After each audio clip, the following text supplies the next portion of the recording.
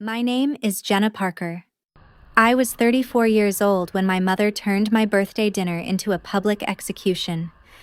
Not with a knife, not with blood, with a silver pen, a sealed folder, and one sentence that showed me exactly how much I was worth to the people sitting around that table. Sign it, Jenna. Tonight. The room went quiet so fast I could hear the ice crack inside someone's glass. I looked at the document in front of me. It was thick, legal, and already marked with little yellow tabs where my signature was supposed to go. I hadn't been allowed to read it. I hadn't been allowed to ask questions. I was just expected to obey, smile, and pretend this was love. "What is it?" I asked. My mother's face didn't move, but her voice dropped low enough to cut. "It protects the family." That was when I knew it didn't protect me. I reached for the first page, but she slapped her palm over it. Not hard enough to bruise, just hard enough to humiliate me in front of everyone. "You have always been difficult," she said. "Always ungrateful. Always convinced you were smarter than the rest of us." I looked around the table, waiting for one person to speak up. Nobody did. Then she stood, pointed toward the front door and screamed, "Get out!" The whole family backed her. No one blinked. No one followed me. And I didn't cry. I didn't beg. I simply picked up my coat, left my untouched birthday cake behind, and walked out knowing one terrifying thing. She had chosen that night because she thought I had nowhere else to go. Before I tell you what she said next, and what happened after I walked out, tell me, what time is it for you right now, and where are you watching from? I'm curious to see how far this story will travel. I sat in my car outside the gates for exactly 7 minutes. I know because I watched the dashboard clock change from 9:42 to 9:49, while the house behind me glowed like nothing had happened. Through the windows, I could still see shapes moving around the dining room. People were probably whispering. Maybe someone was laughing nervously. Maybe someone was already cleaning the cake off the table, erasing me like a stain. The old Jenna would have driven to a hotel and replayed every insult until sunrise. The old Jenna would have written a long message asking why my own mother hated me so much. But the woman sitting in that car had spent years preparing for one night she had never wanted to believe would come.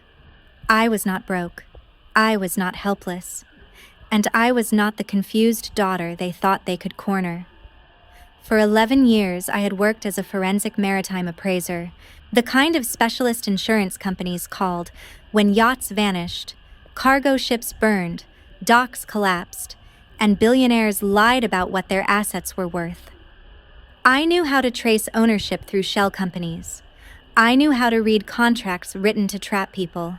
And 3 months earlier, I had sold my minority stake in a marine risk software company I had helped build quietly under a different holding name. My family thought I had a strange little consulting job. They had no idea that my payout had cleared into escrow 2 days before my birthday. They also had no idea that the document my mother wanted me to sign was not a birthday surprise. It was a financial ambush. At 9:52, my phone buzzed. It was an email from the closing attorney for Ravenwick Island Estate, a private island off the coast of Maine with a stone castle built by a shipping magnate in the 1920s. I had toured it 6 weeks earlier under an anonymous buyer profile, partly as an investment, partly as a dare to myself. The estate had been listed at $94 million, then reduced to $87 after a failed foreign bid.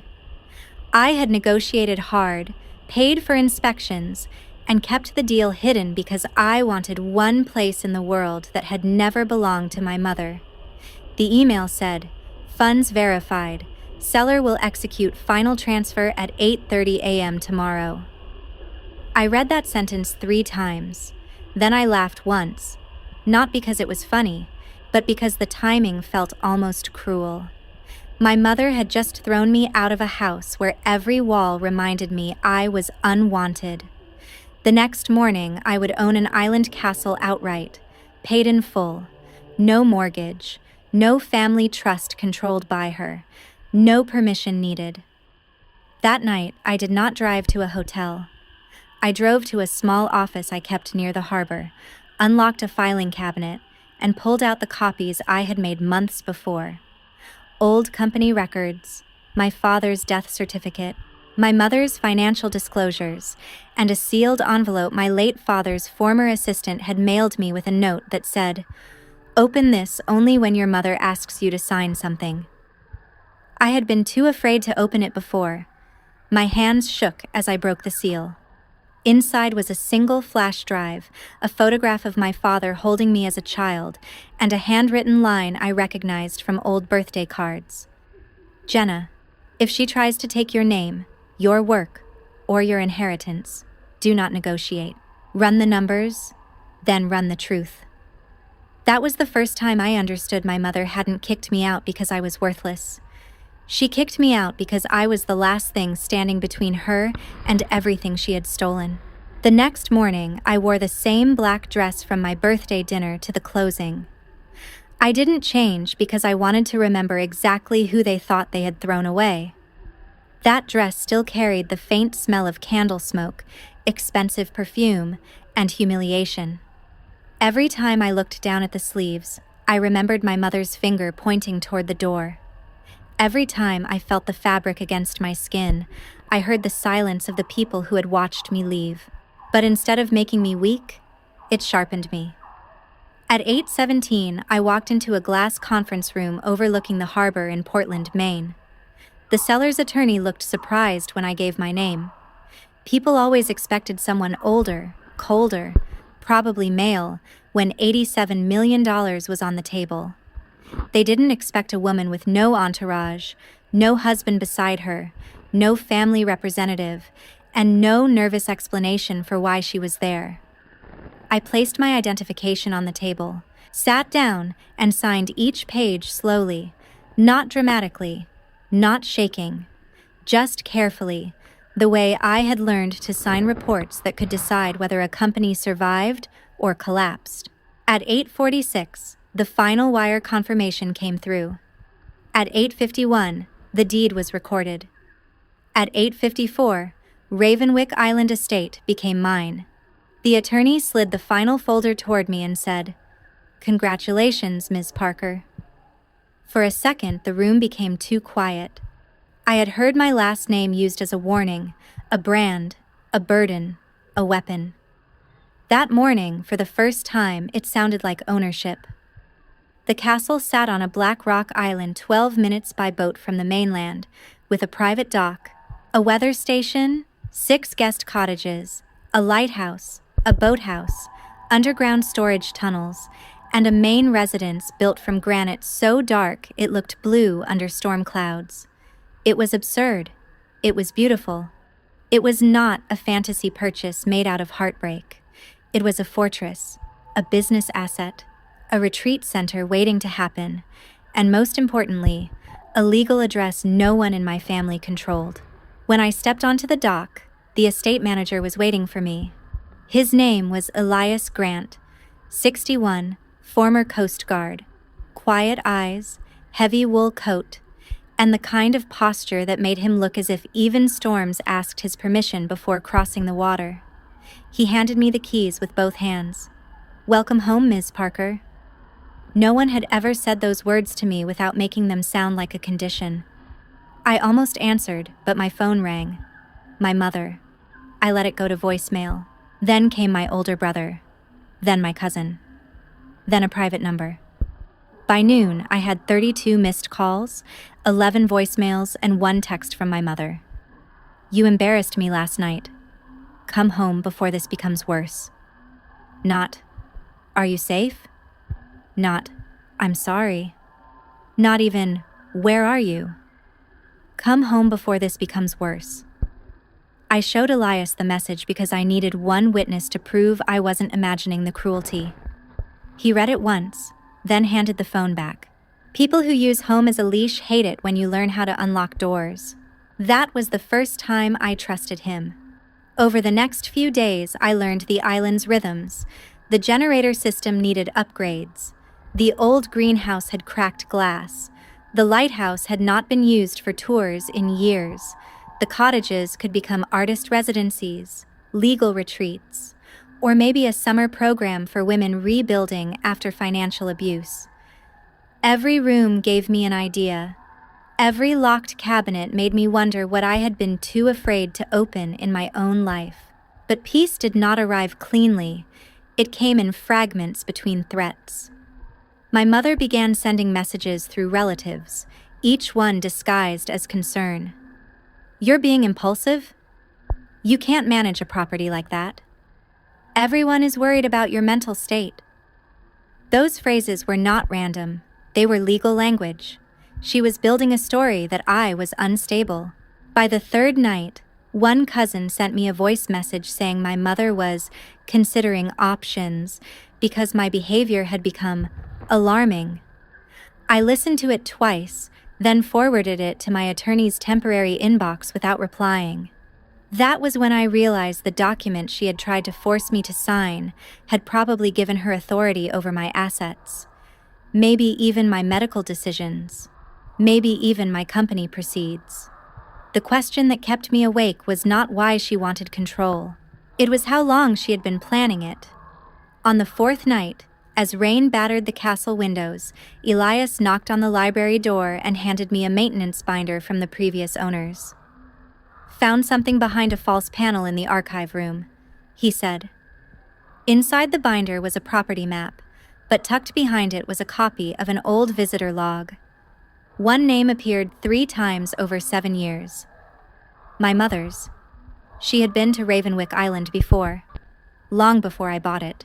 Long before I knew it existed.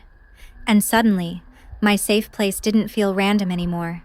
It felt like a trap someone had failed to close before I stepped inside. I stared at my mother's signature in the visitor log until the ink seemed to move. Margaret Whitmore Parker.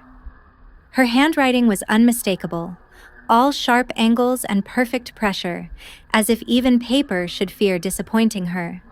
The first visit had been 15 years ago, 2 months after my father died. The second, 8 years ago, around the time I was pushed out of the family's charitable foundation for not fitting the public image. The third visit was last winter, 3 weeks before I received a mysterious anonymous tip that Ravenwick Island might be undervalued. My stomach turned cold. I had thought I had found the island. Now I wondered if the island had been placed in my path. Was I the buyer, or had someone been guiding me toward a battlefield my father prepared years before I understood the war? Elias helped me search the archive room. Behind old ledgers, rusted keys, cracked leather trunks, and mold-smelling shipping maps, we found a locked metal document case marked with the name of the original shipping family. The key was taped under a drawer, almost too obvious, as if someone wanted it found by the right person but missed by anyone in a hurry. My mother was always in a hurry when something didn't belong to her. Inside were copies of meeting notes, wire records, photographs, and a letter addressed to my father. The letter was from a man named Charles Whitfield, an estate attorney who had represented several old New England families. It said my father had hired him to create an independent trust for me, separate from my mother, funded through maritime investments my father had made before his death. The trust was designed to release in stages: education at 21, seed capital at 25, full access at 35, or earlier if my mother attempted to claim legal control over me. I was 34, 1 year away, unless last night counted as an attempt. My breath caught so hard it hurt. My father had known. Maybe not everything, but enough. Enough to build a legal shield for a daughter who didn't even know she needed one. Enough to create a trap for the woman who spent years pretending to be the grieving widow. In the document case, we found something worse. Copies of forged board minutes from my father's company, insurance settlement transfers, altered beneficiary paperwork, and handwritten notes linking my mother to a pattern of asset stripping after his death. She hadn't just been controlling, she had been stealing. From the estate, from the foundation, possibly from me. The discovery made the room feel smaller. All those years she had called my questions disrespectful.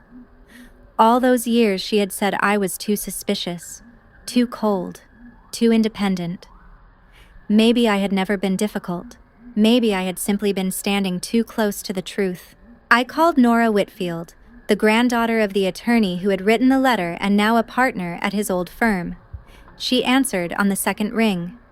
When I told her my name, she went silent for several seconds. Then she said, "I wondered when you would call." Those 5 words opened a door I could never close again. Nora flew to Maine the next morning with 2 bankers and a forensic accountant. We spread the documents across the castle's long dining table. It looked like a war room because it was one. Nora explained that my father's trust had been buried under layers of protective clauses after he died suddenly in a boating accident. My mother had tried to challenge it privately, failed, then spent years making sure I never learned enough to trigger it. The contract at my birthday dinner was her final shortcut. If I had signed, she could have argued I had voluntarily assigned my financial authority to her family office. She would not have needed to steal my company payout. I would have handed it to her. That realization did not make me cry. It made me very still. There is a kind of anger that screams, and there is a kind that becomes math. Mine became math. We calculated missing funds. We matched dates. We reviewed board signatures. We compared old scanned documents against originals kept in the island archive. We found charitable donations that had gone out under children's hospital names and returned through consulting invoices to companies tied to my mother's closest allies.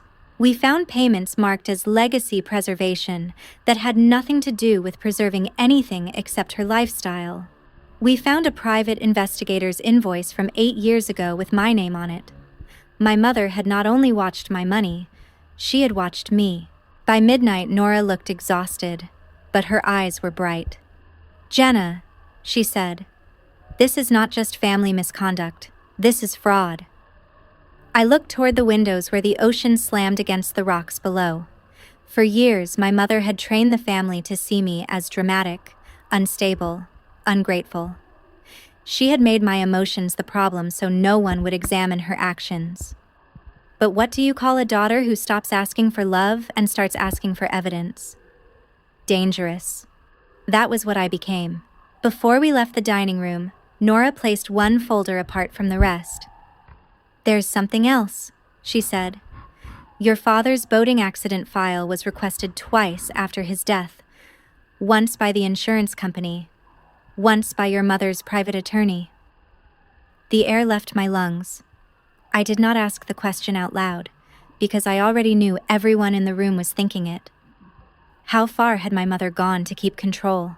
And how much of my life had been built on a lie she expected me to inherit silently? My mother made her first official move 6 days after she kicked me out. The petition arrived by courier at Ravenwick Island in a cream envelope with my full name typed in capital letters. Even the paper looked expensive enough to insult me. Inside, her attorneys claimed I was suffering from acute emotional instability, that my purchase of an island estate proved reckless judgment, and that my family was seeking temporary oversight of my finances for my protection. I read the sentence twice and smiled so calmly that Nora looked concerned. "She thinks the island makes you look irrational," Nora said. "Then we'll make the island make sense," I answered. That afternoon, we released nothing publicly. We did not rant. We did not post vague quotes online. We did not give my mother the satisfaction of watching me defend myself emotionally. We built a response so precise it could bleed. Nora filed proof that the estate purchase had been planned weeks before the birthday dinner, supported by inspection reports, valuation memos, bank confirmations, tax planning documents, projected operating revenue, and investment notes showing the island could become a profitable retreat and preservation property. My forensic accountant produced a clean paper trail for every dollar. My physician provided a statement confirming I was competent, healthy, and under no incapacity. A former business partner submitted a declaration describing me as methodical, risk-aware, and financially conservative to the point of irritation. That line made me laugh for the first time in days. Then we attached the one thing my mother did not know we had, the birthday dinner audio. I had not recorded it on purpose. My phone had been on the table because I was expecting a call from the closing attorney, and my voice memo app had been open from a work note earlier that day. It captured everything: her demand, her refusal to let me read the contract, her scream, the family's silence, the sound of my chair sliding back as I left. Nora listened once, removed her glasses, and said, "This changes the temperature." But I did not want only legal victory. I wanted truth with witnesses. So we invited the foundation board, 2 journalists specializing in nonprofit fraud, and several family members to a private clarification meeting at a hotel conference room in Boston. The invitation was written politely enough that my mother could not refuse without looking guilty. My mother arrived in winter white, pearls at her throat, smiling like a woman attending a charity luncheon. She expected a weakened daughter. She found projector screens, binders, attorneys, auditors, and me standing at the front of the room in a navy suit. For the first time in my life, I did not feel small beside her. I did not feel like her disappointing child. I felt like a witness called by the truth. "This meeting is being recorded," Nora announced. My mother's smile tightened. "Jenna, this is unnecessary," she said. "Family matters should remain private." There it was, the sentence people use when privacy means protection for the guilty. I clicked the remote. The first slide showed the document she had tried to make me sign. The second showed the clause giving her family office emergency authority over my assets. The third showed my company payout date. A murmur moved through the room. My older brother shifted in his chair.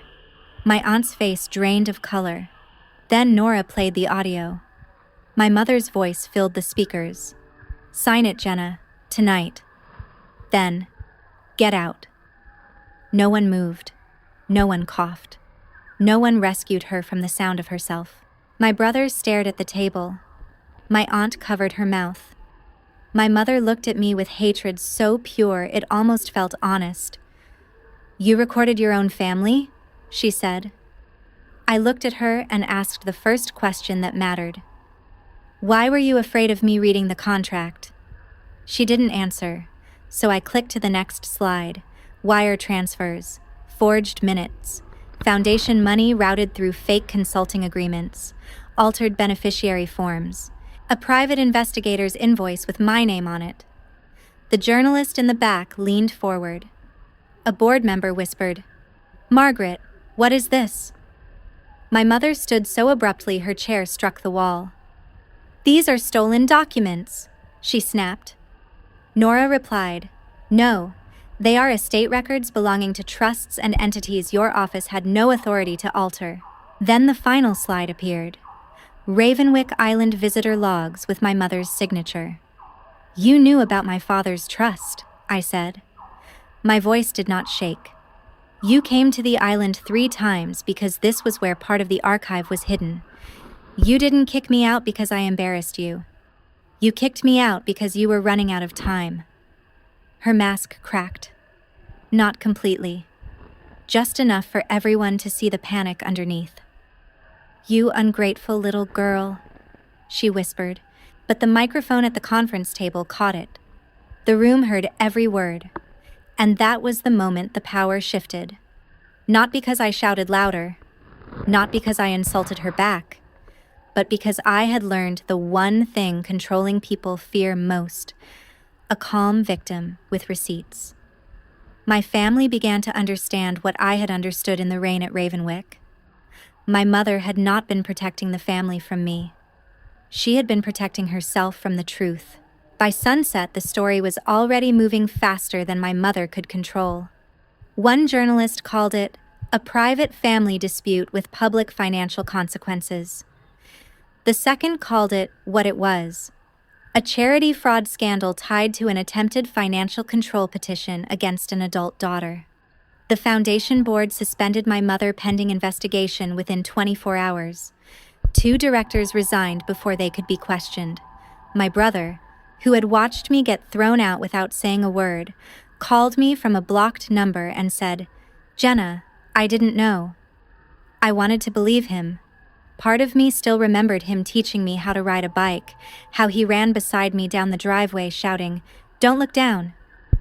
But another part of me remembered his eyes at the birthday table, lowered while our mother pointed at the door. "You didn't know because not knowing was comfortable," I said, and hung up. The court hearing on my mother's petition became her first public humiliation. Her attorneys argued that my purchase was irrational. Nora responded with valuation reports showing the island estate was underpriced by nearly 12% because of liquidity pressure on the seller, and that my planned conversion of the cottages into a high-end retreat center would generate significant income. Then, Nora played the birthday audio. The judge's face hardened before the recording ended. My mother sat perfectly still, but I saw her fingers digging into her palm.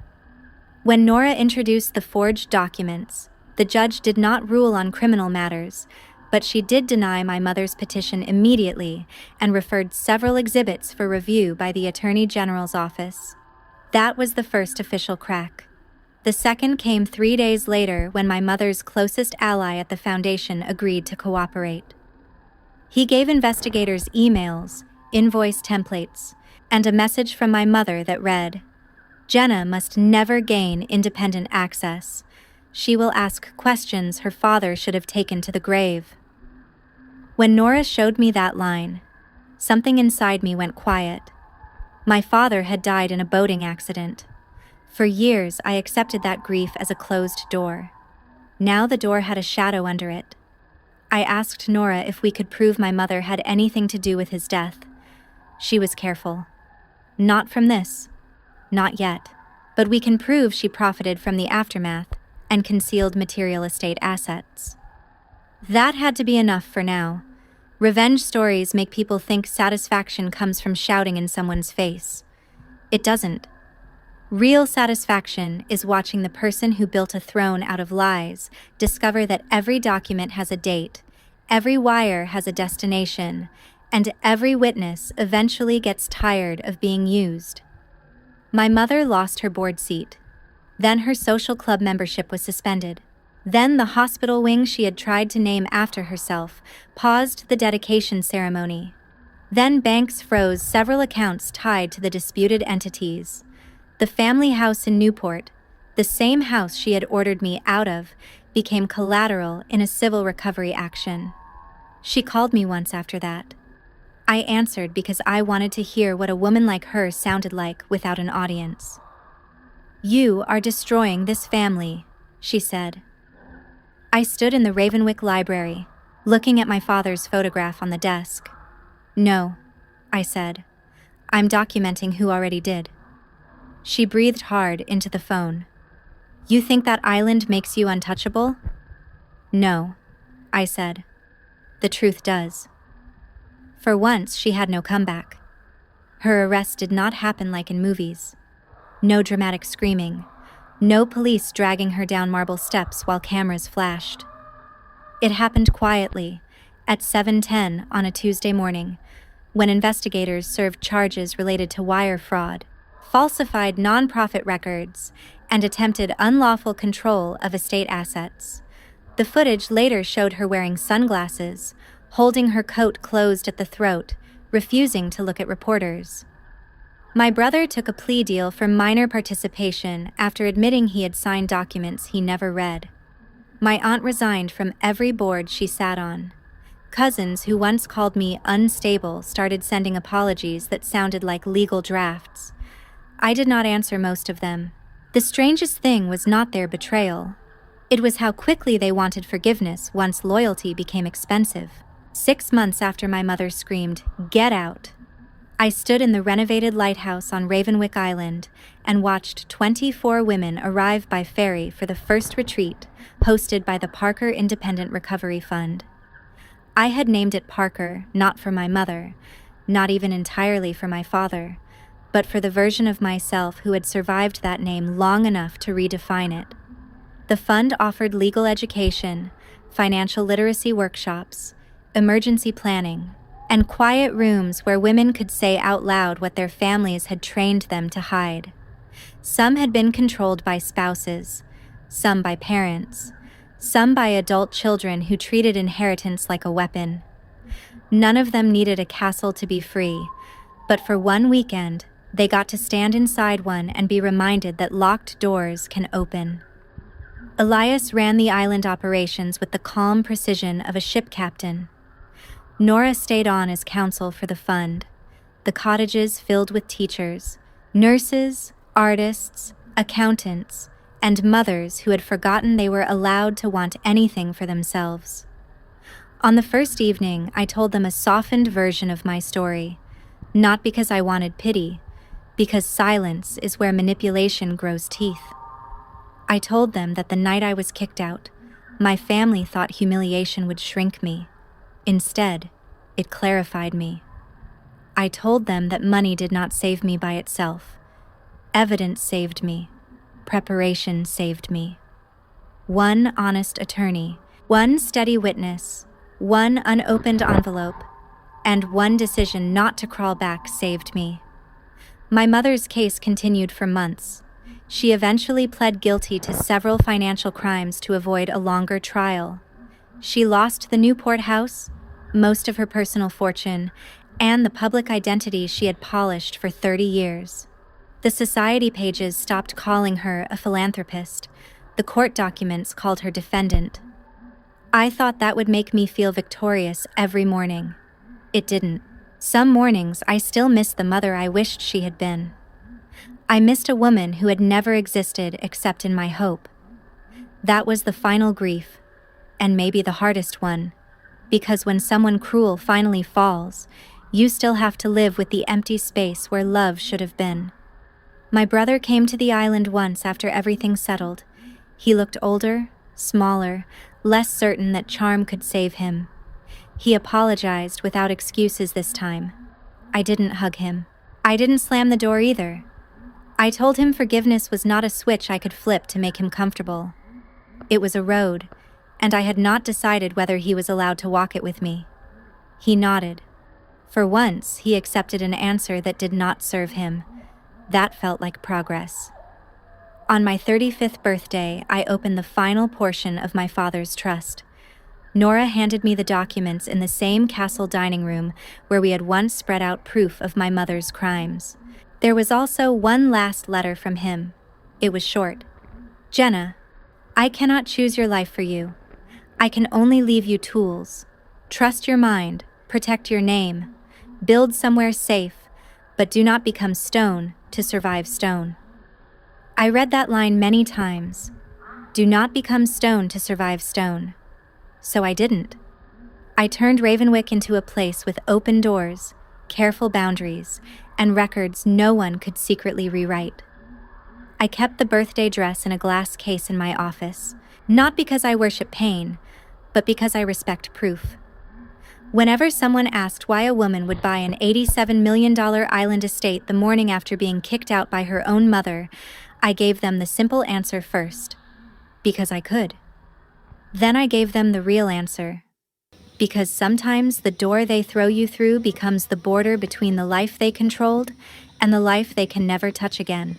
And if you are listening to this while trapped at a table where everyone expects you to sign away your voice, remember this. Family is not proven by blood, last names, holiday photos, or the people who clap when someone powerful humiliates you. Family is proven by protection, by truth, by the courage to stand beside you when silence would be easier. My mother screamed, "Get out," because she thought exile was punishment. She never imagined it would become my inheritance.